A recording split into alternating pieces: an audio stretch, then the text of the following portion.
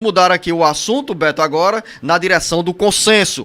Deputados federais e senadores comemoram a liberação de recursos das emendas parlamentares individuais. São mais de 7 bilhões e 700 milhões de reais a serem distribuídos entre os municípios brasileiros, com benefício também para as cidades do Ceará. Sátrio Salles. A primeira semana do mês de julho será de cofres municipais turbinados por recursos das emendas parlamentares individuais.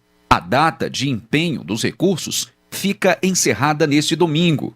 Dia 31 de junho, o dinheiro é transferido pela União e deve ser aplicado em obras de serviços cobrados pelos prefeitos aos deputados federais e senadores. Claro, nem todas as verbas chegam com destino definido e, sem identificação, acabam por ganhar a nomenclatura de emenda PIX, ou seja, os gestores municipais têm liberdade para aplicar os recursos oriundos do orçamento da União nas obras e projetos que entenderem como mais prioritárias.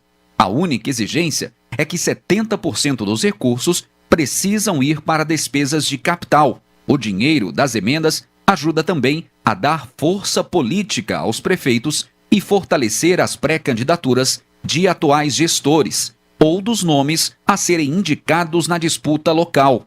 Após pressões e cobranças, os deputados federais e senadores ganharam a queda de braço com o Poder Executivo e o governo autorizou na reta final do mês de junho a transferência de 7 bilhões e 700 milhões de reais em emendas PIX para os municípios.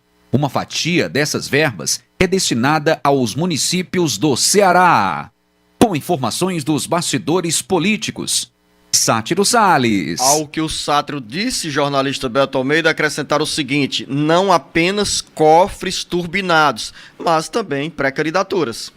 Exatamente isso, Zeno. Vai turbinar não apenas os cofres das gestões municipais, dos estados, mas principalmente turbinar candidaturas, principalmente candidaturas que estão aí na base governista. E esse é um dos pontos, né, Zeno, que é questionado. Porque isso é o seguinte: mais da metade desse valor de 7 bilhões e 700 milhões de reais, ou seja, nós estamos falando aí de 4 bilhões e um pouco mais do que isso, deve ser pago antes das eleições municipais.